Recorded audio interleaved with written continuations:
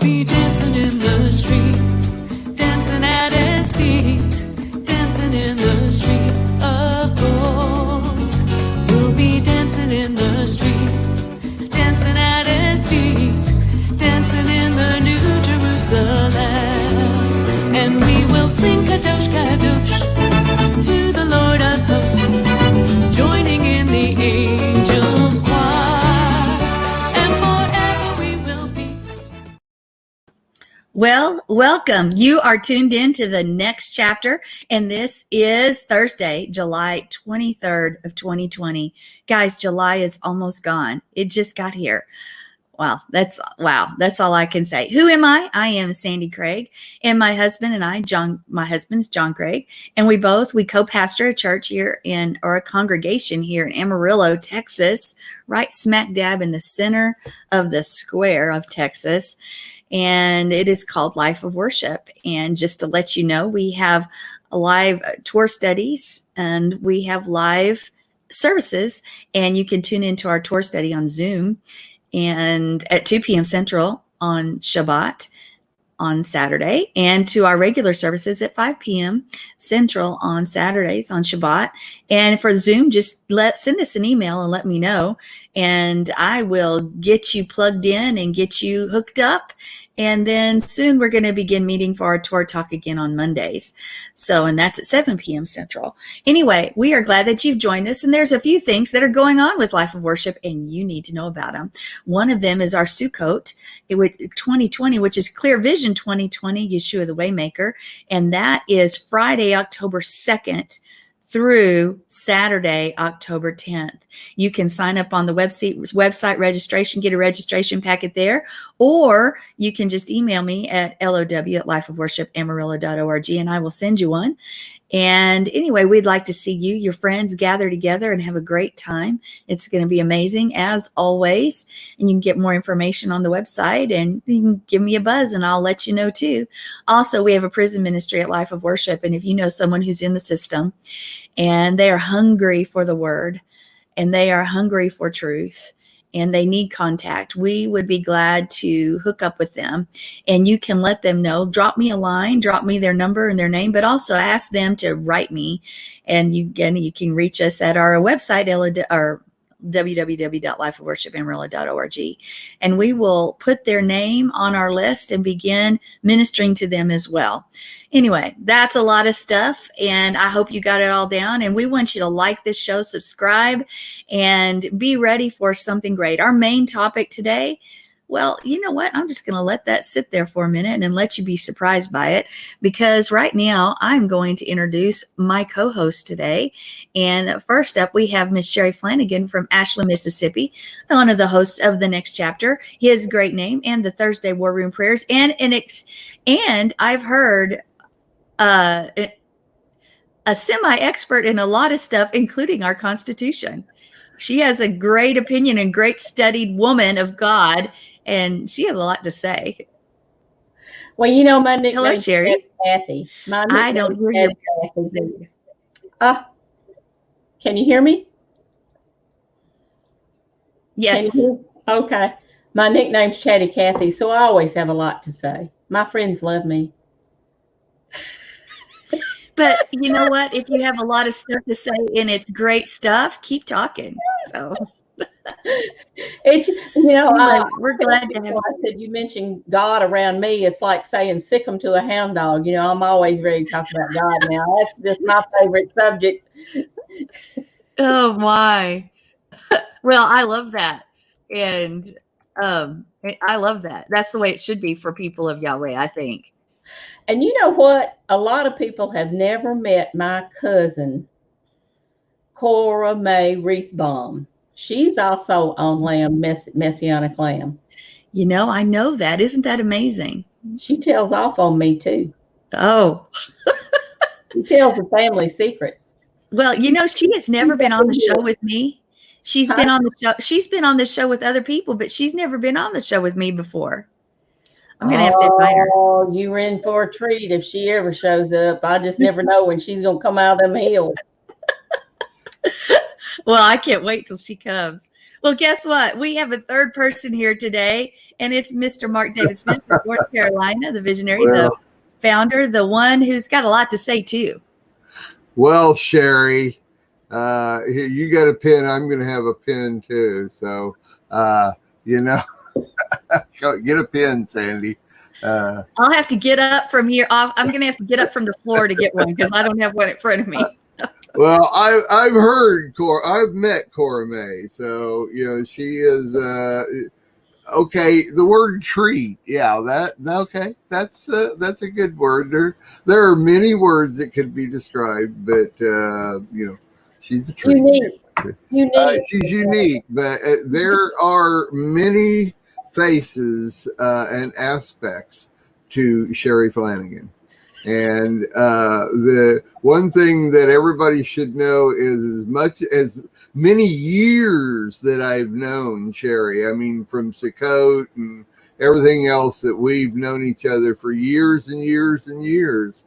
The first year that she was doing anything on the Lamb Network, I called her Sherry Ferguson. I could not get Flannigan out. I mean, even typing it, Flannigan would not come up. It was always Sherry Ferguson, and I don't know what the deal was. And it's all right. Everybody knows who I am, but no. So anyway, yeah, she doesn't get easily offended. She walks in the spirit. No, she does not. She does not. Well, I tell the story. My grandfather, I guess I was trained from a very young child, because he called me Shirley all my life. And when I was about 11 or 12, I said, "My name is Shirley, Grandpa." I said, "My name is Sherry, Grandpa." You know what, that's what I said, Shirley. Shirley. So I answered anything. So I figured Yeshua does too. He answers to Jesus and Yeshua and Yahuwah. That's right. The person who knows. That's a good one. That's good. A good way to put it. You want to know what my father called me? What? George. And my mother called me Sam. It's amazing. Unless I was in trouble, then it was always Sandra. Oh, yeah. Anyway. Mine was Sherry Lynn. Sherry Lynn, and I ducked because I knew something was going to fly at my head. Yes, ma'am. Well, I have news for you guys. It has been reported that mosquitoes cannot transmit COVID-19. Surprise. No, surprise. Really? I'm disappointed, actually. Oh, wow, whatever. I'm Just surprised. malaria and yellow fever and all that, but not COVID-19. But you never know. They reverse their decisions a lot and then go reverse it again when they're discovered. So who knows? Hey, would you guys ever pay $253,630 for a 79-foot square apartment? I'll repeat 79 square foot. There is no such thing. Yeah, there is. $253,630. A micro apartment with a shower, a sink right next to the bed has gone on sale in Notting Hill, West London for just over $250,000. The 79 square foot apartment has a single bed, a shower, and a toilet cubicle. That's a tiny house, Mark. That's a tiny house. That's not even a tiny house. Closet. Yeah. Okay. I get it. So somebody's got more money than sense, as my grandma. That's a cube. That's a cube. It's actually a tiny cube. It's a cubicle. Think about it. It's 7 by 10, guys. 7 by 10. Well, 8 by 10. Prison cells are bigger than that. From what I understand, I don't know. I've never actually been in a prison cell, but well, I'm glad of that, Mark. Hey, there's things happening behind you back there. What's going on, Mr. Craig? I'm trying to stay out of the picture. Why don't you just come on into the picture and say hi? Your hair's fine. Oh no, he's not a woman like the rest of us. You have to have hair to be on this show. You have to have hair. There's one, right? There's one. That's my hair. Hey guys. What's up? What's up, Leroy? Oh, it's a good day. You guys should do a show called the Leroy and George Show. Leroy and George. We could sing a song. Yeah, we could. You could. Yeah. My dad's middle name was actually Leroy. Leroy. It Mhm. was. Mhm. And he's not from the South either. Desiree said hi. Hi.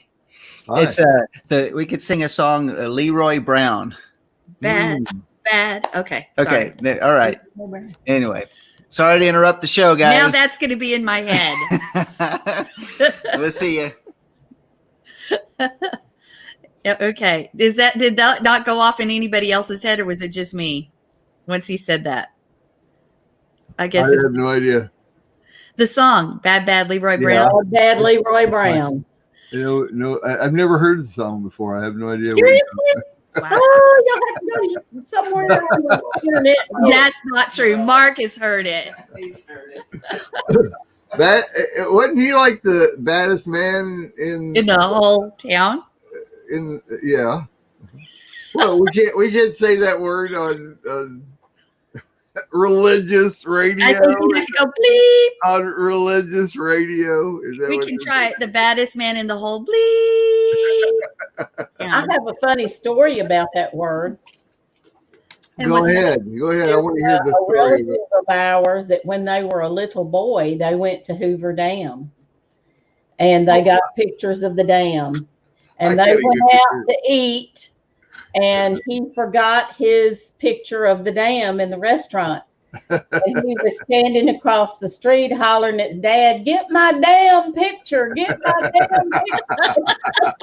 And they're going like, "Shh, shh, shh, just a minute, I just a love minute." it. I love it. That's good.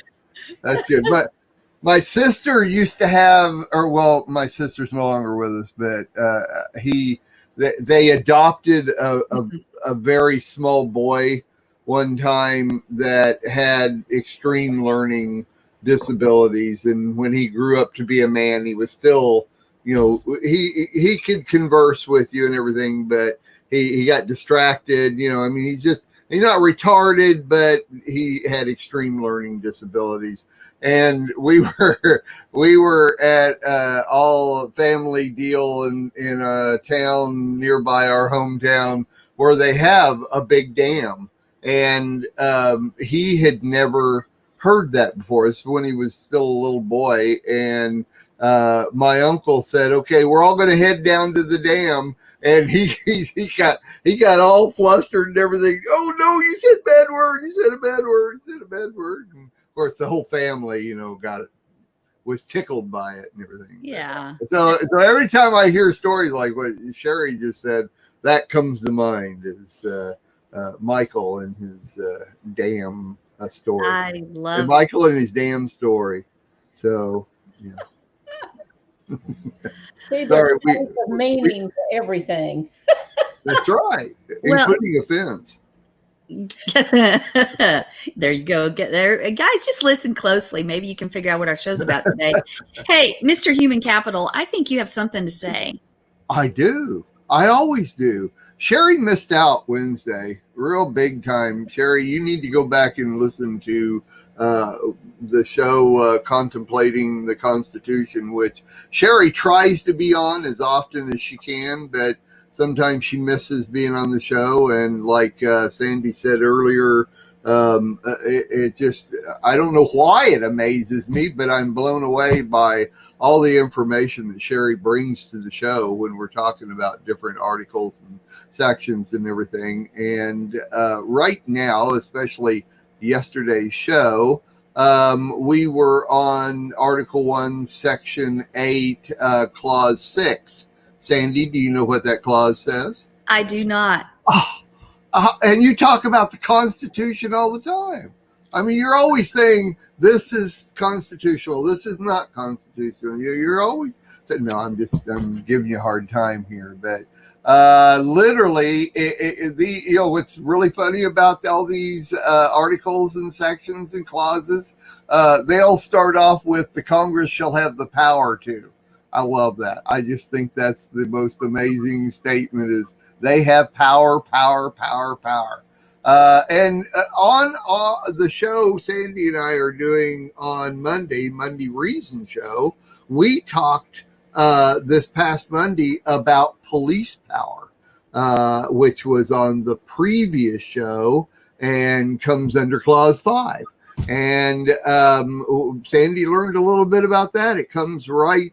It's not actually worded in the Constitution, but it's an understanding under weights and measures. And this week, we talked about the Congress has the power to provide for the punishment of counterfeiting the securities and current coin of the United States.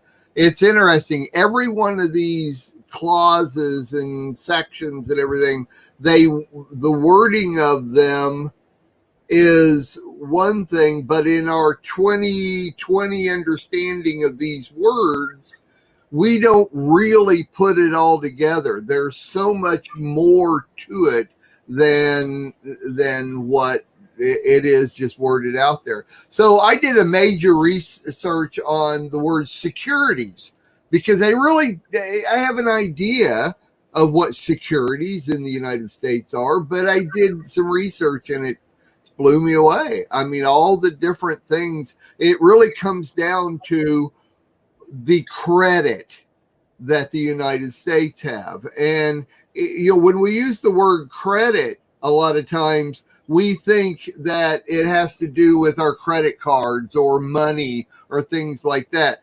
Realistically, it is your assets. It is what you're worth. It is your background. If you own your house, that's a security. And so to talk about, in this clause 6, when it's talking securities, it is the assets of the United States of America, and everything, our financial system, everything that's regulated is based on those assets. And one of the things that I talked about in detail was the U.S. Securities and Exchange Commission and the history of it.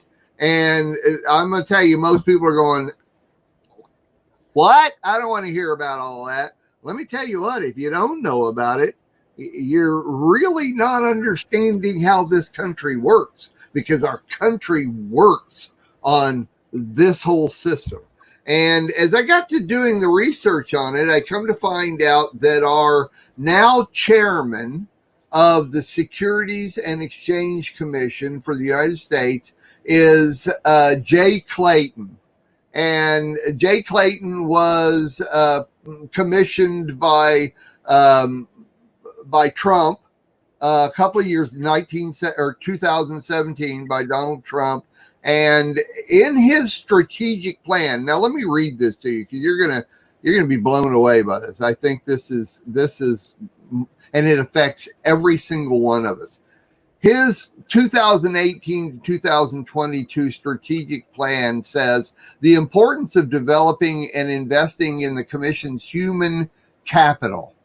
Human capital. No, that's not just my name. That is human capital. A point of emphasis made by Chairman Clayton that the SEC's people, its human capital, are the agency's most important resource. And his definition, and this isn't always, not just for the Security and Exchange Commission, it is based on all of us and the whole system, the working place system and everything, the value of the people. Human capital is an intangible asset or quality not listed on a company's balance sheet. It can be classified as the economic value of a worker's experience and skills. This includes assets like education, training, intelligence, skills, health, and other things employers value, such as loyalty and punctuality. So there's a huge move in this country to devalue older people. It's called, I think, actually, Sandy and I talked about this Monday. And it's interesting because that devalue of older people is taking older people out of the workplace, and they're even losing their pension plans and putting younger people in there. The problem is the younger generations don't have these work experience and skills. They don't have assets like education, training, intelligence skills, health, and Time loyalty, management. punctuality. What's that? Time management and so many other things. Yeah, all these other things like this. And so human capital is a major thing we talked about yesterday on contemplating the Constitution. And Sandy and I talked about it Monday. As a matter of fact, I made a segment that you can now see on the Lamb website. As soon as you go to Lamb website, you're going to see a picture of an old guy right there, and we talked about human capital. Very interesting subject matter. If you're not familiar with it, I highly suggest you go back and listen to both yesterday's Contemplating the Constitution and the segment that Sandy and I did Monday. Sherry. And what they're missing on human capital, like Sandy is saying, is that they're devaluing the older workers because they think that they don't have the education like in colleges and stuff. But the older people have the real education that you learn in the University of Hard Knocks. And I mean, I had a high school, well, I had a little bit of college, but I had mostly high school education. And God enabled me to do the job that I had. And I had some of the best financial minds, people coming to my office asking me stuff in the job that I had. So their assessment of human capital is flawed. And yet they're looking as older people as like a drain on things. And that's a bad view because people used to value older people. We know things that them young whippersnappers don't have a clue. We know how to survive, Right. That a lot of them don't know how to survive. Right. So they're really missing, that aspect of human capital. I think as you're aged, I think you should be more valuable rather than devalued. Torah does.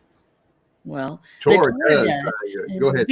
Can you imagine a society? Now, you go back to Logan's Run, and that's another movie reference, but it's at age 30, they devalue you. Can you imagine trying to run a country with these kids that all they want to do is riot? They don't want to work. They want to sit on their back ends and have somebody hand them a check, and the country's run by that. Or even a little bit old. I mean, oh my goodness, there's such wisdom for those that have gone before us.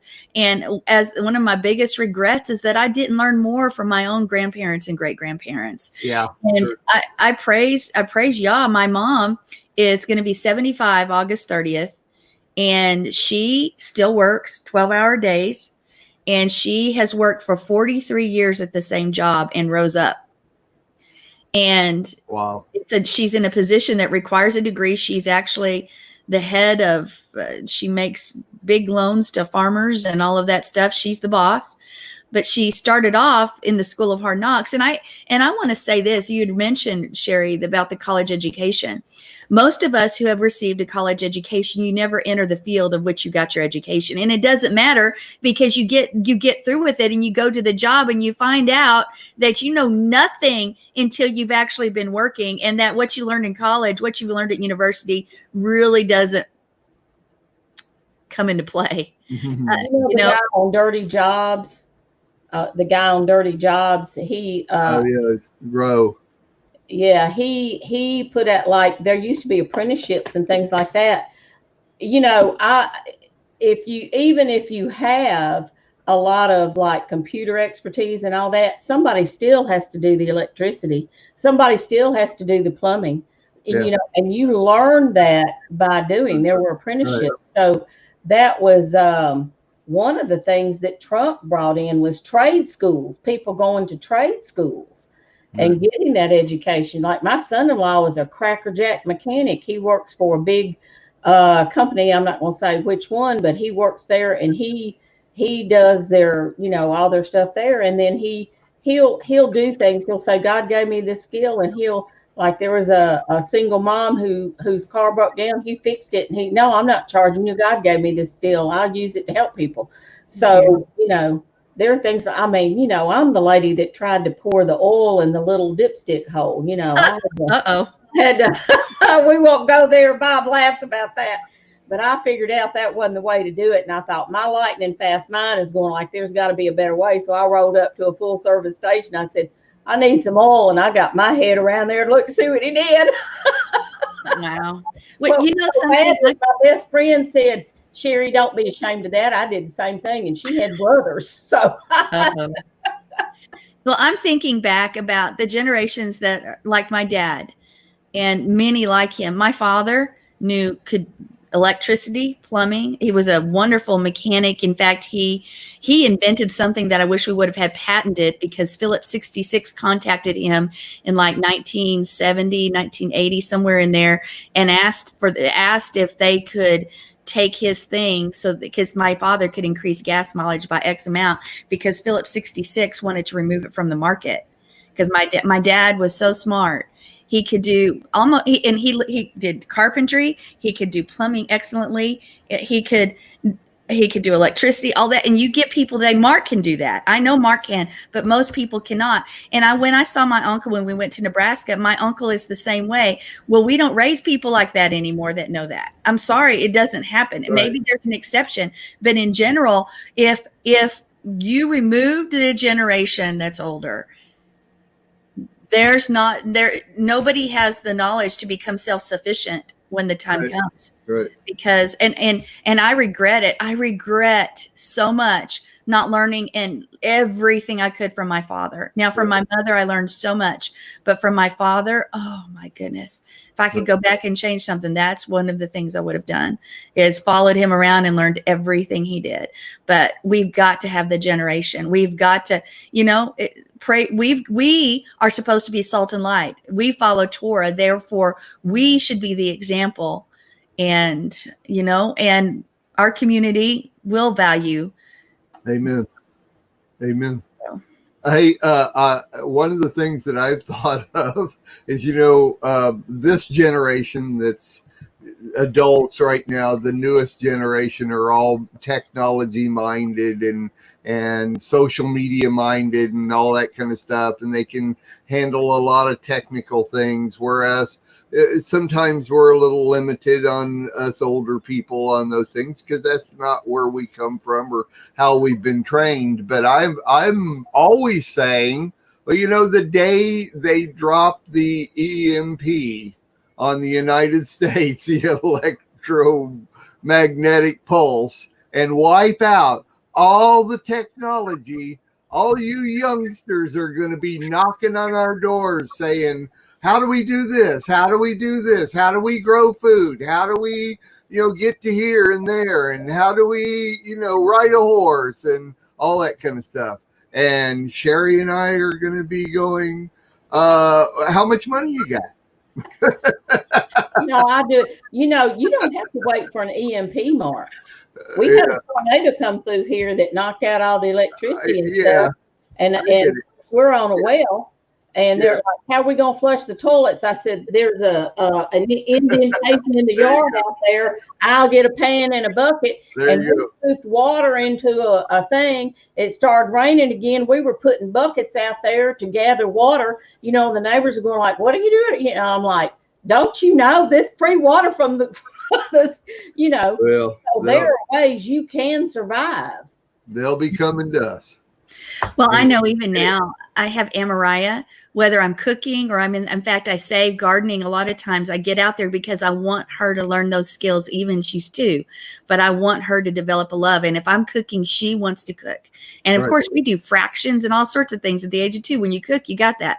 I have her out in the garden when I'm working. I have her doing chores around the house with me so she can know instead of just sitting in front of a video. Right, exactly. See, I was raised by my grandmother for several years. My mother was in the hospital, but I learned a lot of stuff. You don't need a washing machine. Why, you can just get you a little plunger thing and a wash basin, and hey, that works. We got that. You don't even have to go down to the creek bank. That's right. Okay. Well, Yeah. I think I have a health segment for today. All right. And I think we should see what's up. All How about right. that? Stay tuned.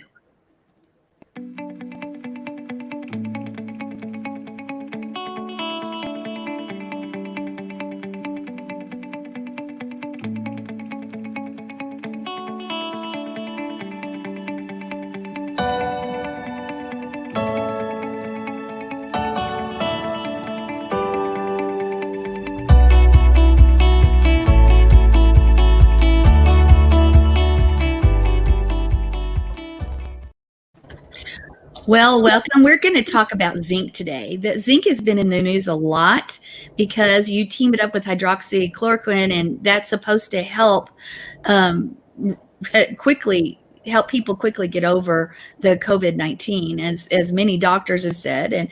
But there are so many other health benefits to zinc, and we need to know about them. In fact, as I was studying this out, I've always taken zinc when I start to feel a little under the weather, and it kicks it out. It helps kick it out pretty fast. I usually use that and oil of oregano and some olive leaf and some things like that. And, I'm good.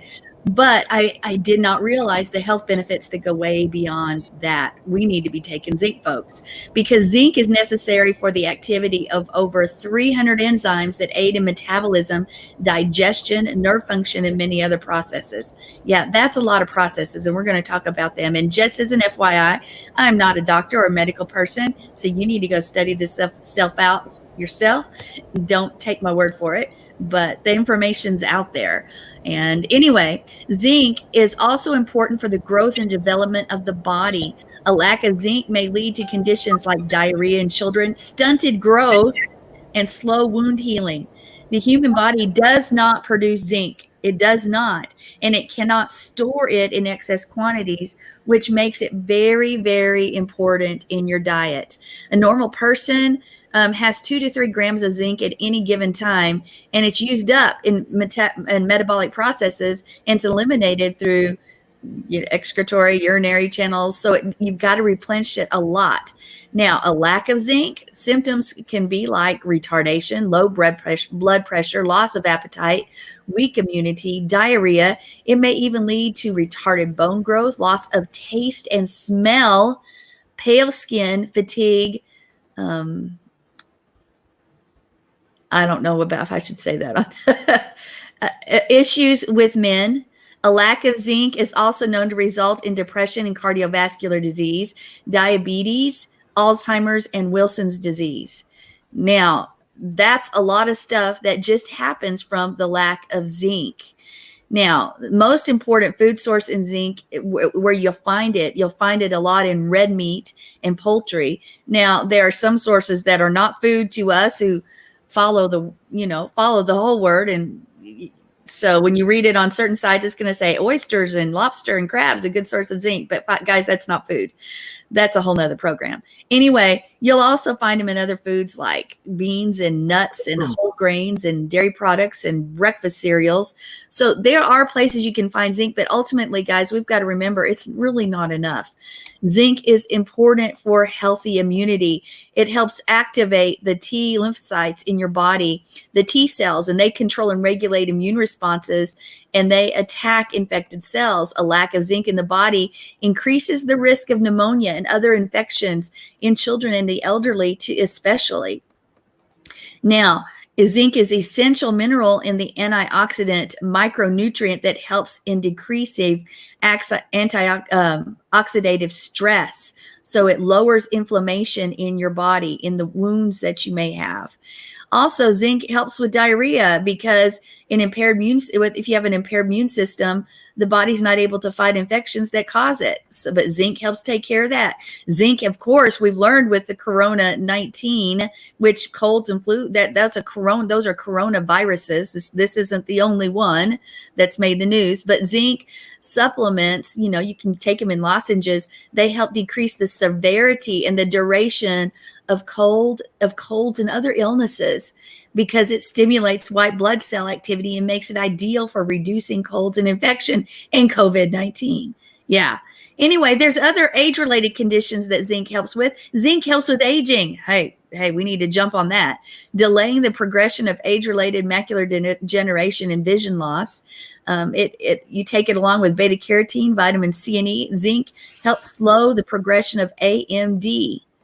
It keeps your immune system going. Inflammation is a possible cause of many health conditions like arthritis and atherosclerosis. And guess what? Zinc helps reduce inflammation. So it also helps with those issues as well, because it functions as that antioxidant, anti-inflammatory agent to keep you healthy and keep those age-related things away. Zinc is essential for the repair of your DNA. The enormous development and enzymatic activity that take place during pregnancy make it one of the most important nutrients for infants and mothers. It also protects reproductive DNA inside sperm and from breaking down. So it gives a correct transfer of information. So you need zinc to help. If you're going to have a baby, you need to be taking zinc on both sides. Zinc helps with cognition. A deficiency of zinc can lead to neural damage as it increases the free radical activity in your brain. So zinc can pair it with vitamin B6, and it ensures proper function of neurotransmitters that communicate within the body. Zinc also helps your skin. Things like acne, lesions, ulcers, burns. It's going to help heal all that. And there are so many other benefits, prostate health benefits. Deficiency in zinc can cause an enlarged prostate gland and makes you vulnerable to cancer. It improves stress. And here's something, it improves taste and smell, because taste buds and olfactory cells are zinc reliant, and it is necessary for the proper development and growth of those specific cells. Zinc is also an anti-cancer potentially anti-cancer because of all the things that I've already listed. And here's something else. As we're aging, bone loss happens, but zinc helps fight that off.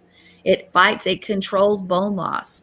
So they recommend 11 milligrams per day for men and 8 milligrams a day for adult women, but you can push those boundaries and go as much as 40 milligrams per day for a healthy individual. Again, I am not a doctor, nor do I have the information. I have this information. You do the research, but zinc is something that we need to make part of our diet, because if there's anything we've learned is that in today's society, we are lacking minerals and nutrients we need because the soil's been depleted and replaced with chemicals and other things.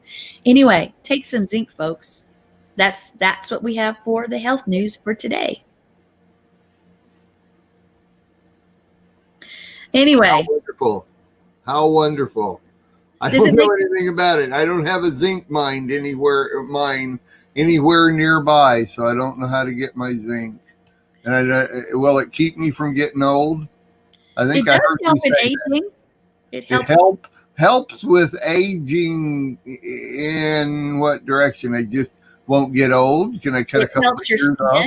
It helps your skin stay healthy. It helps with any kind of vision loss you get with aging. It helps with the inflammatory processes that gives you hardening of the arteries and arthritis. So it keeps you healthy. It keeps you from having bone loss. It helps in that, which, you shrink sometimes as you get older. There are so many things. When I was studying this out, I was like, I have got to take zinc every day, not just when I'm starting to feel something happening, because that's the only time I've done it, but no more. Okay. I'm going to talk to John and tell him, go get me some zinc. And you do. Right. And see, I'm not shrinking. I'm actually adding. It's not shrinking. So, and who is this JL Craig in the chat in here? Oh, it's Mr. Craig. And he's right. Too much of anything can hurt your body, and too much zinc can cause kidney damage. You need to research what is the proper amount, but don't look on natural or sites, because the medical community doesn't like you taking vitamins. They would prefer that you're sick. So, yeah, because if you're well, you don't give them any money, and I like the way they do it in some of the foreign countries. If you go to the doctor and you're sick and you don't get better, you don't have to pay him. If we had that, we would have a lot more people that are well. Well, Mm, uh, mm, all I know, there's a natural way Yah's provided for us to stay healthy and strong. right. And if we can tap into that, and so much we've got to learn, we've got to relearn those things that the people that have gone before us knew so readily, That's right. because we didn't take that information from the elders of our community. It wasn't passed down, or we didn't receive it.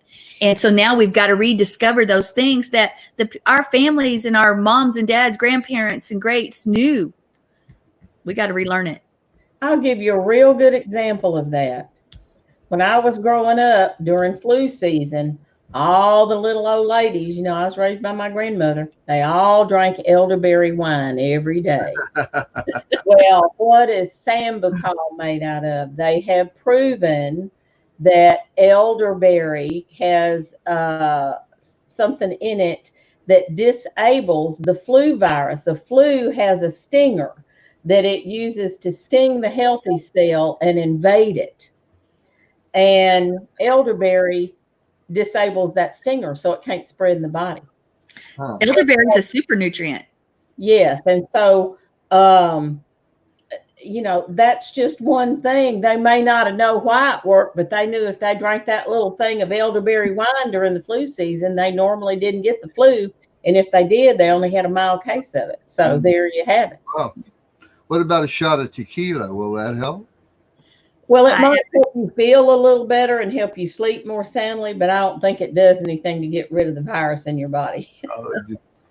It pretty much kind of makes you really, hey, no big deal. You might be happier, but, you know, hey. You don't want happiness in a bottle. You want joy in the Holy Ghost. That's what you want, Mark. You know, John Lee Craig has a lot to say on this, does he? By the way, that's my husband, guys. Just like, why isn't he just on camera or, in here doing this? 'Cause I know he's there. He's already popped his face in. So, well, he's doing his routine and he's getting ready for work. But you know what? I don't know if he's tuned in a while. It's nice having him in chat. it is. You know, one thing too that they talked about with COVID-19 is quinine, because that's what that hydroxychloroquine. That's what it is. And if you find some of the Schweppes tonic water and some of your tonic water, they have quinine in them. So people are drinking a little bit of the tonic water every day and taking their zinc. I think you should keep it in stock. So, yeah, have it at your house. Anyway, that's the news segment for the day. No, that's health. I mean, that is the health. The healthy news segment. Health, yeah. That's it. Healthy news segment. I do not believe we're going to be able to do the news segment for the day because I think we are short on time. So we'll save it for another time. That's fine. My notes are not all that long on our main section. So if you think we can do the, I don't know, you guys may want to. It's going to be short. We don't have to comment a lot on it. It's sort of self-explanatory. It's up to you. News. Yeah. Here's what I got to say about doing the news.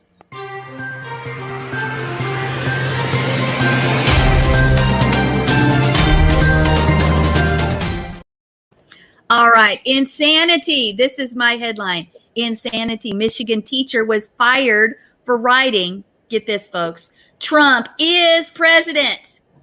And he wrote it on Twitter. And because he wrote Trump is president, I think he is president. Hallelujah for that. But Trump is president, folks. But he wrote that on his Twitter feed. And it's a fact. It's not a guess. It's not politically pushing you to one side or the other, but he was fired from his job for writing a fact of a few words. It's another reason Americans can no longer be silent when it comes to standing up for what is right. We cannot and should not allow this culture, this cancel culture, anti-American, Antifa, Black Lives Matter, socialists, communists, Democrats, etc. groups to dominate and set a Marxist-like agenda in our education systems and in our communities and media. Guys, we've got to stop it. A Michigan school district found fired a popular high school teacher and coach after he pointed out that Trump is our president.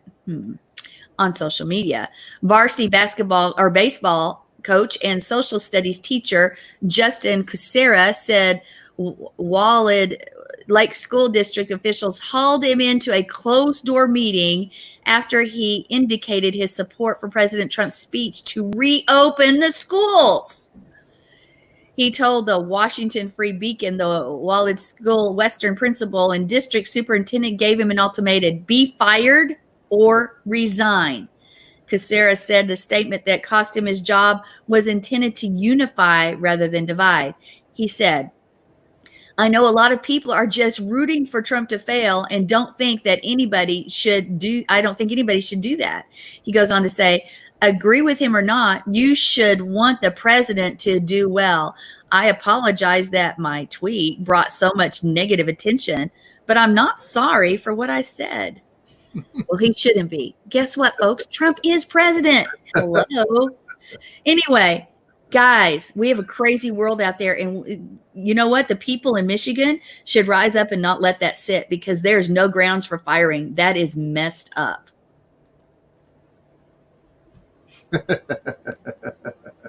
No response. It says itself, really, there's not much of a response to that. Mm-hmm. What were you going to say, Sherry? I didn't mean to interrupt you, Mark. Oh, no. That's all I was saying was there's no response. Go ahead. Civil rights. Where are the civil rights attorneys? Where are the civil rights attorneys out there? It comes to that's right. freedom of speech. It's not anything immoral. It's not anything against the school district. It's a statement of fact. Where are the civil rights attorneys for the freedom of speech? The devil. Oh, this is so interesting. I found this out. And where it says we come boldly to the throne of grace to receive mercy and help in time of need, that word there in the Greek means we come with confidence. And it is an ancient Greek. It goes back to the ancient Greek that implies we come with freedom of speech before the throne of grace. So when the devil or anybody else around us, but mostly Hasatan, comes against our freedom of speech before the Father, he is actually coming against our faith. Don't let him do it. We have freedom of speech with the Father. And if we have freedom of speech with the Father, we should have. That's why they want to take America down so badly, is because we do have freedom of speech, and we do have the freedoms over here that we should be fighting for. And too long have we sat back and just rolled over and played dead, based on, you turn the other cheek. Well, there's a story of an evangelist that went up to an old mining camp, and they said, oh, you're a Christian? He said, yes. And so the guy slapped him on the cheek, and the guy turned the other cheek, and the guy slapped him again, and the minister beat the stew out of the guy. And he said, well, I thought you were a Christian. He said, I was told to turn the other cheek. I turned the other cheek, but it didn't give me more instructions after you hit me. And it really made an impression with them rough old boys up there, and he was leading them to the Lord. So it's about time for us to start fighting back and stand for our freedom of speech, because that is a right that is actually given to us by the Lord. And I don't know why I said all that, but there you go.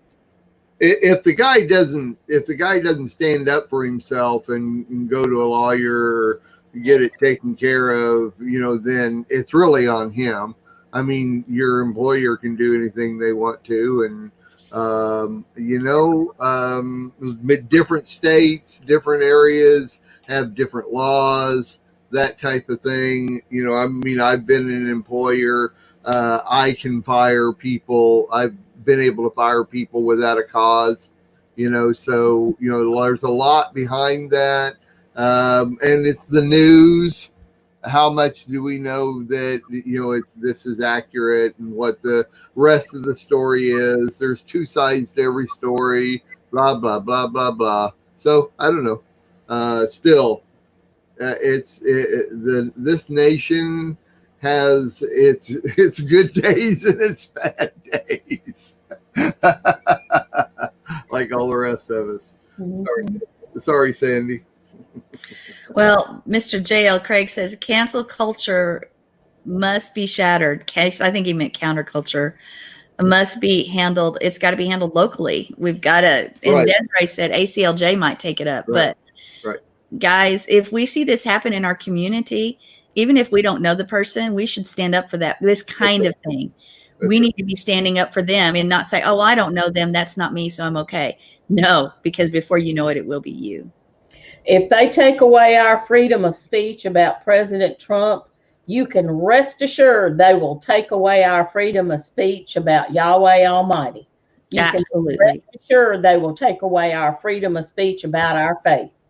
And Right. there may come a time where we're going to have to stand and we may go to jail or whatever else the enemy has planned for us, but it's called loving not our lives unto death. And that means being totally committed and dedicated to him and his kingdom. Amen. To God's kingdom, not the devil's kingdom. We dedicated to his kingdom.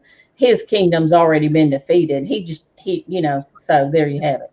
I don't want to be backing a loser. I want to be backing a winner. And we know Yeshua's already got the victory. Amen. J.L. Craig says, no, it is cancel culture. So excuse me. Sorry about that. Anyway. All right. But yes, Sherry, that is true. And we need to listen to what she said. All right, guys. Well, guess what? That was a short news segment because it pretty much, as you said, Mark, was self-explanatory. Anyway, but we have our main segment coming up right now, and it is on offense. And let me just start by, I'm not even going to start. I'm going to let Mark jump in and lead the way. And we're going to be doing this for a few weeks. And it is a disease that is rampant among congregations. That's what I'm going to tell you. It splits, it divides. And as leaders, we are constantly on the lookout because they desire to be offended. They don't even know it. And anyway, so there you go, Mark. I'm going to let you take it away. Actually, I just removed myself. That was a very good introduction. Thank you very much. I like that. And one of the things that I just heard you say, you pronounced the word offense. That's interesting because when I hear the word offense, I think of defending. I think of, you got defense and offense.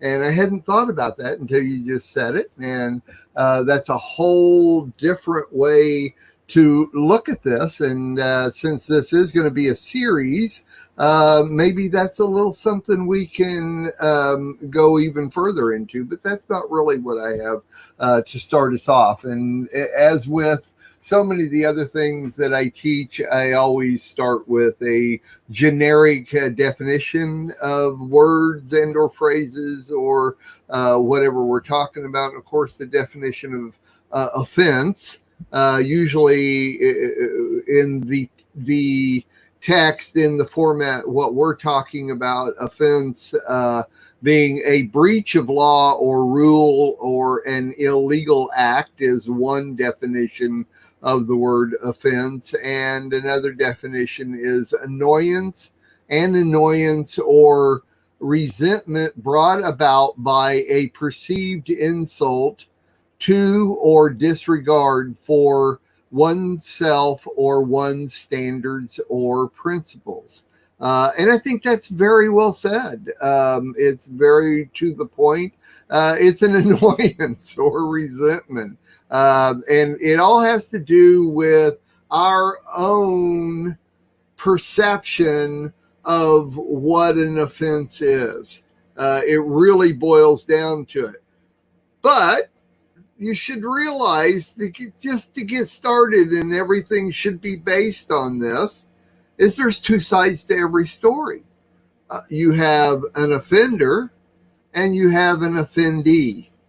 Okay? In every offense, there is always an offender and an offendee. And that it really is a word, offendee. And so let's take a look. First of all, an offender only sometimes knows that they're making an offense, whereas an offendee always knows there's an offense. Stop and think about it. And there's a lot of different ways we can dissect that. Starting with the offender, an offender offends by words or actions. Two different ways, and there's whether or not it's even, you can even boil down an offender to be an actual organization of a group of people.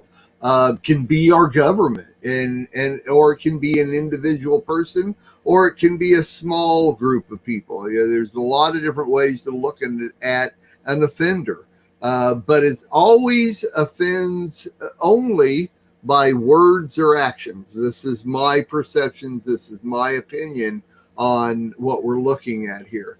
Now, an offender can't always know that another person's offended.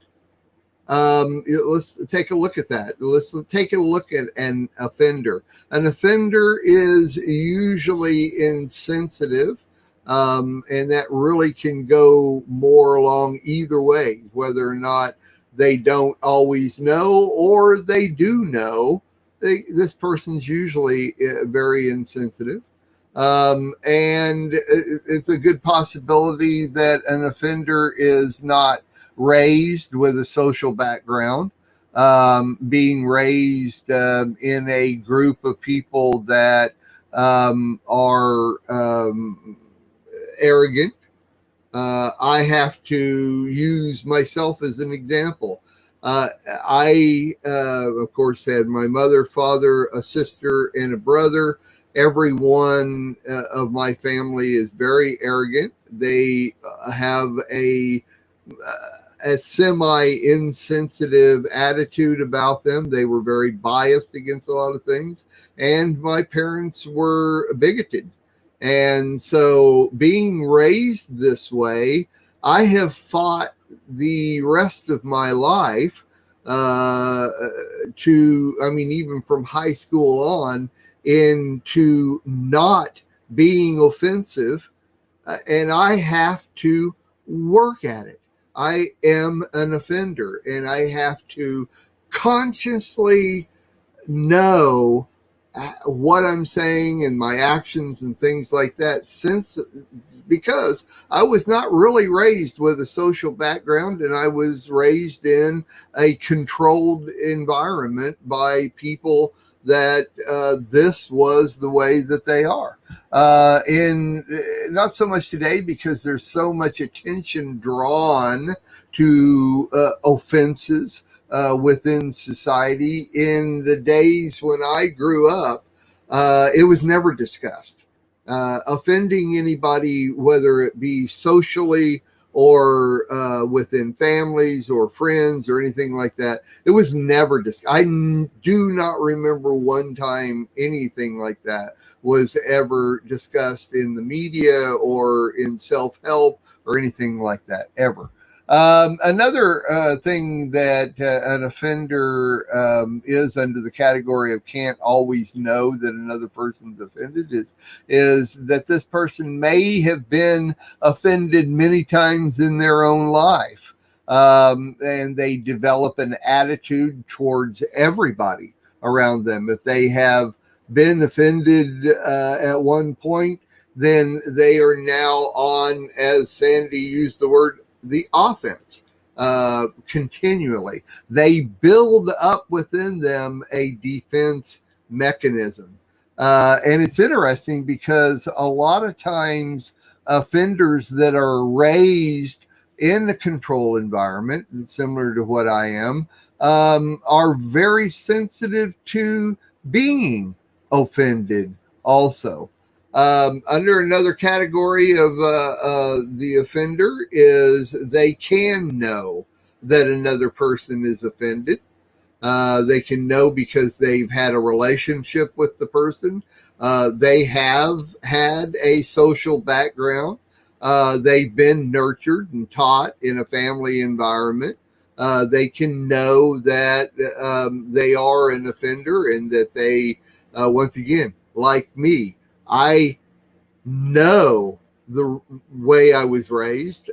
Because of, and I have to give it over to the Lord in the fact that because I chose to know God, and I know His halakha, I know His Word, and I study His Word, that teaches me to recognize sin, and it teaches me to recognize offenses, and when I cause an offense. And so I choose to recognize that and go that direction. Now, let me take it from a different point of view.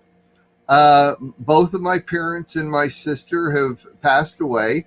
But my brother, who is 9 years older than me, he is an agnostic. He doesn't deny that there's a higher being, a God. He doesn't deny that.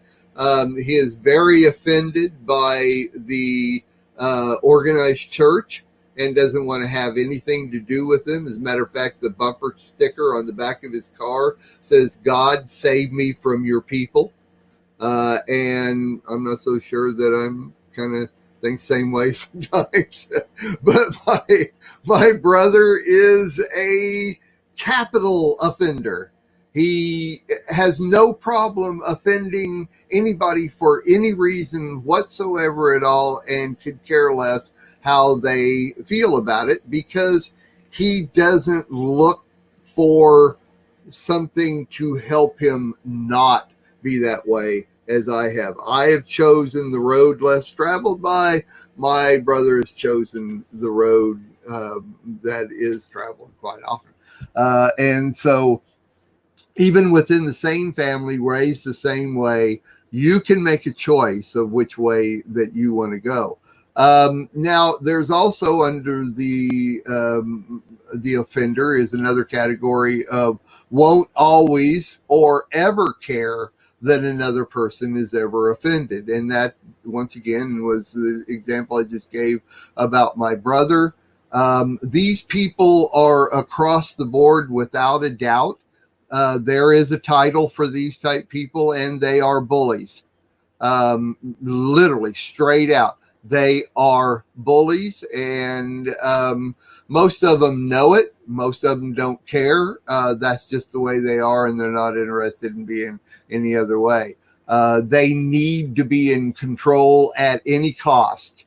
This is why they are this way. They have to be on top of all events, and they are extreme leaders. It's real interesting. My wife and I were watching a show last night. I don't even remember what it was, but it had, I know what it was. It was an old episode of Survivor. We love to watch Survivor. We love that psychology that's involved in each one of the different people. And we'll watch an episode, we'll pause it and talk about the different people and their psychology and who they are and how they are and everything. And it's interesting because they're on the episode that we're watching last night. It had a bully as one of the main people on there, but this bully had 3 or 4 people that would just follow him to the end, no matter what. One person had an immunity idol and gave it to the bully. Just gave it to the bully. The bully didn't even have to ask. It's amazing how a bully can be a bully. You know he's a bully, and still follow that bully to the end. Bullies have followers, and they know they're bullies. It's amazing to me. Okay, so we're going to switch over to offendee. An offendee always knows there's an offense. If you're offended, you know there's been an offense. You are offended. And following this, can choose. An offendee can choose too. These are the things under the category of confront the offender. An offendee who is offended can choose to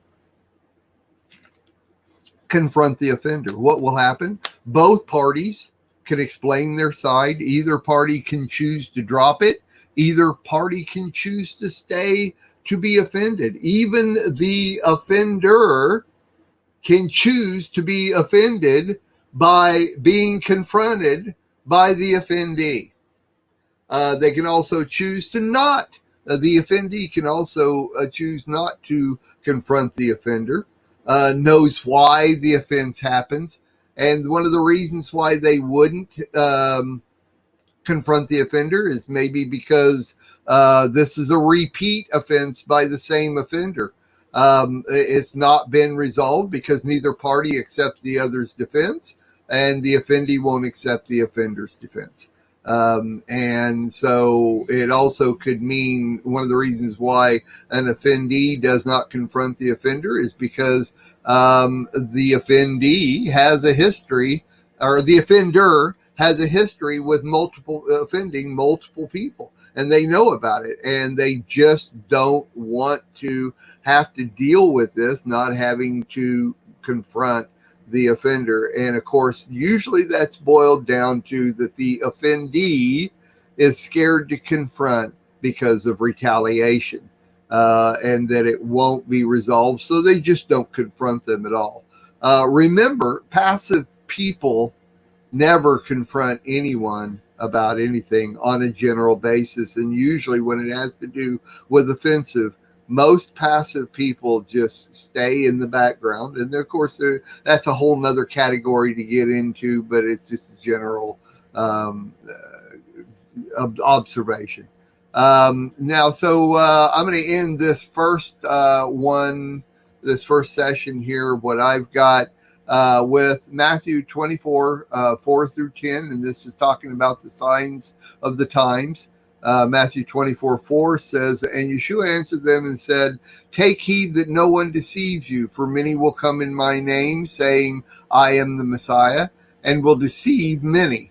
As a matter of fact, most people don't know that it is recorded that during the time Yeshua was here alive on earth, there were 19 other people claiming to be the Messiah. Let's see, verse 6. And you will hear of wars and rumors of wars. See that you are not troubled. For all these things must come to pass, but the end is not yet. For nation will rise against nation and kingdom against kingdom, and there will be famines, pestilences, and earthquakes in various places. All these are the beginnings of sorrows. Matthew 24, 9 says, then they will deliver you up to tribulation and kill you, and you will be hated by all the nations for my name's sake. Verse 10, and then many will be offended, will betray one another, and will hate one another. Now, this verse 10 is actually pulled out of context many times and quoted as, in the last days, many will be offended. As a matter of fact, I have heard this and possibly have even used it myself. At many times when somebody is offended, I say, well, Matthew 24:10 says in the last days, many will be offended. So we're just following into that path. It's not true. If you read the whole thing, it all works together, that in the last days, so many different things. And that word offense goes right along with betray one another and hate one another. It's the offense there it's talking about is literally working together in being in control and making sure others are not in control. And that really just goes back to my definition of an offender is literally right along with everything Yeshua mentions in this, is that they have to be in control. So my bottom line on this session comes down to when you're dealing with other people, when you're in social events, when you're even close contacts, family, the whole thing, recognize, are you an offender or are you an offendee? And there is a way to deal with that. So deal with it. Okay, so where am I? Here we are. No, Sherry, I'm gonna. One of the things, and we're not gonna have time for that today, but my perspective is it's a sin to pick up an offense anyway. The problem lies we should not be offended. Our job is not to pick that up, and it's really hard. But anyway, I'm gonna let Sherry jump in on that. Front row.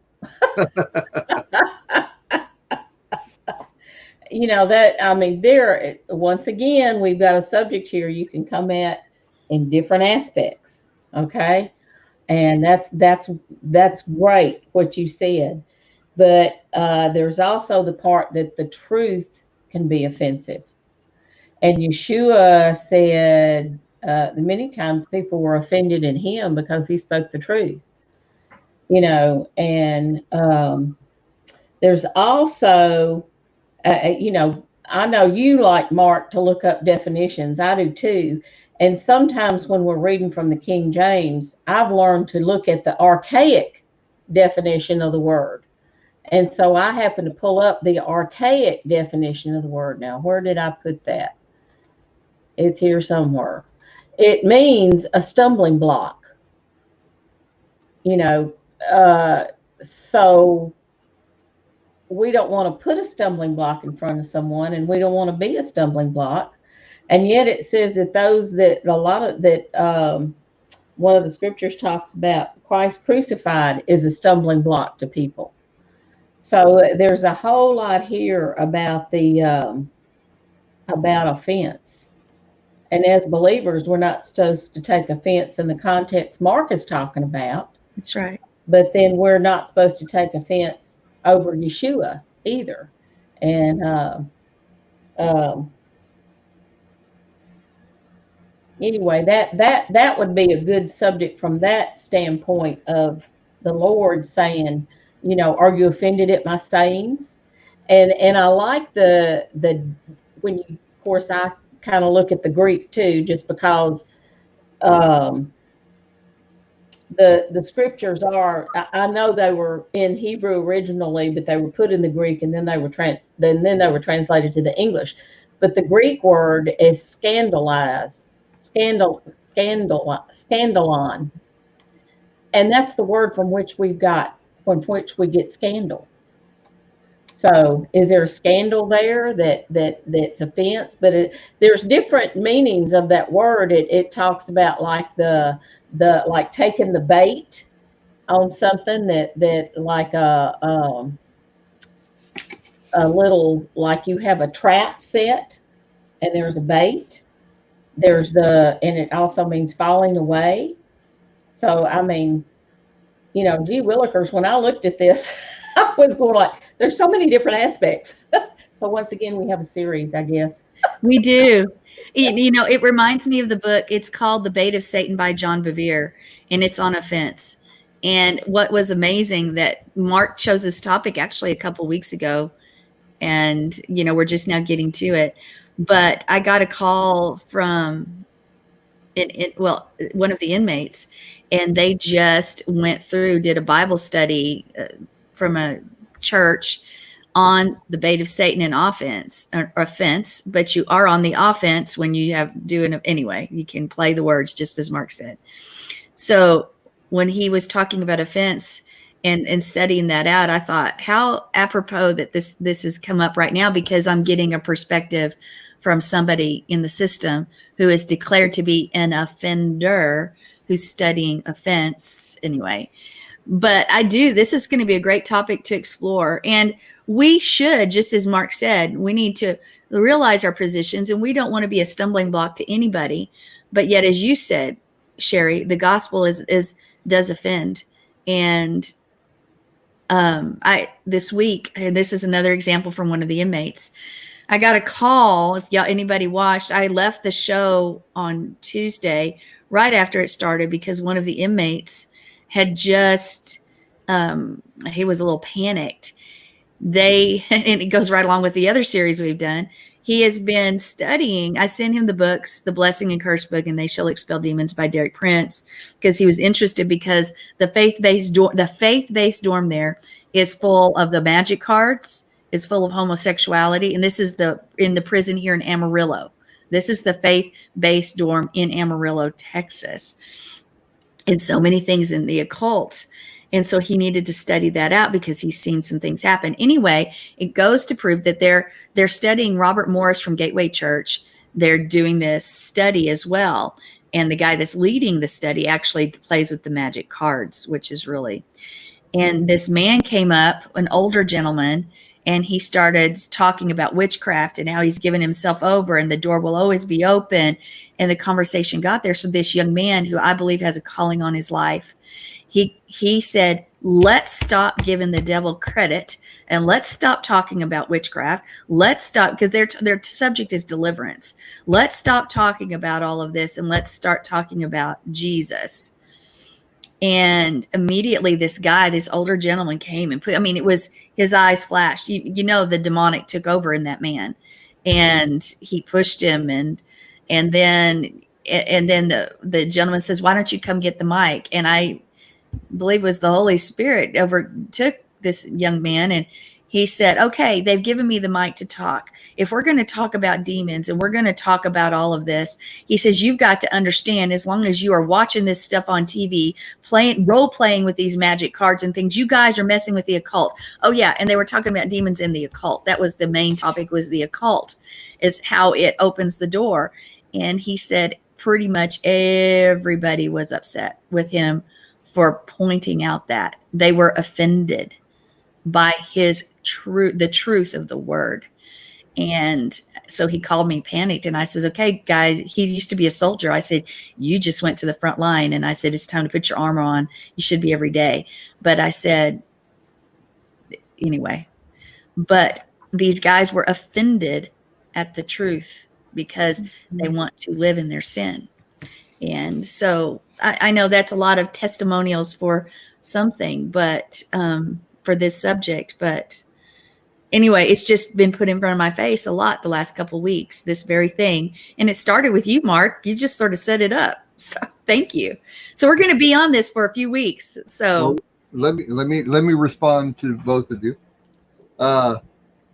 You'll notice that I probably spent most of the time on the offender. On this, I had to give both sides because that's, to me, is a base point to start from. But I've heard, as all of us have, many different either complete sermons, books, or just in the middle of teaching, they talk about offense and being offended and things like that. And the majority of the time that I can remember, it's always talking about being offended, and don't take on the offense and all this kind of stuff. The offense, we already know what is. We understand that. But I just don't remember anybody talking about the other side, the offender, or even to recognize whether or not you are an offender, because we can all offend. Every one of us, we can offend, as I laid out, whether we know it or not. Sometimes we do offend, not even knowing it. Okay, so we need to recognize those things. I went for a long time in my life offending people and not even realizing that that's what I was doing. So my point here is not so much about being offended, because you can hear massive amounts of sermons on that. Rarely does anybody talk about the other side of it. And I think that we need to recognize that side of it. And after you guys do your teachings and stuff, I will probably come back and dwell on that point even more. And so that's why I say that was my point, really trying to get that across. And even in the Matthew 24 scripture, it basically he's talking about what the offenders are. He did say many will be offended, and then you will be offended and betrayed by one another. But he's talking about these are the offenders. And so we have to make sure that we don't turn around and offend ourselves based on this. If you don't know the Word of God and you don't recognize this, it's real easy to fall into that. And so that's really my point on this. So anyway, I'm sure probably I have no idea what everybody else will talk about, but all I ask is that you recognize that also. So, and I'm not offended by anything. I'm offended by everything. So. Oh my. Well, and you're right. We should be working not to be offensive ourselves.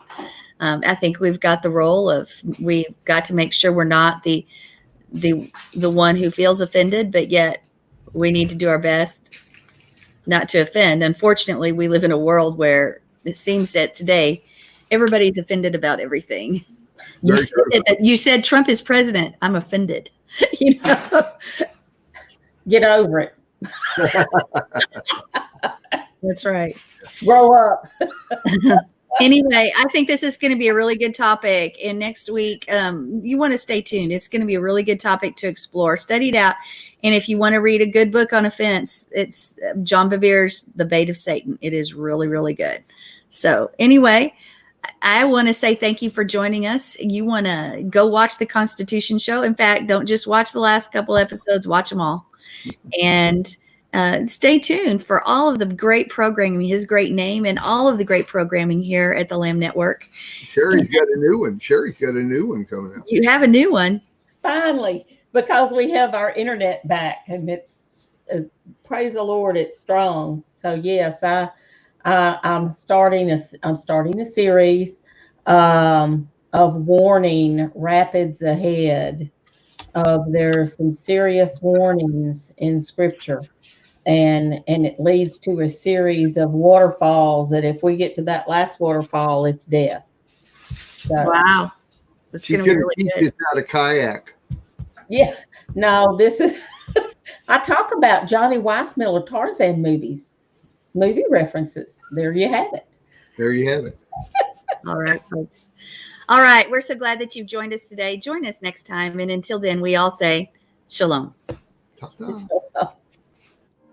We are richly blessed to bring you what we believe is the fullest, most diverse, yet up-to-date progressive teachings, discussion, and prayer programming you can find anywhere on this planet.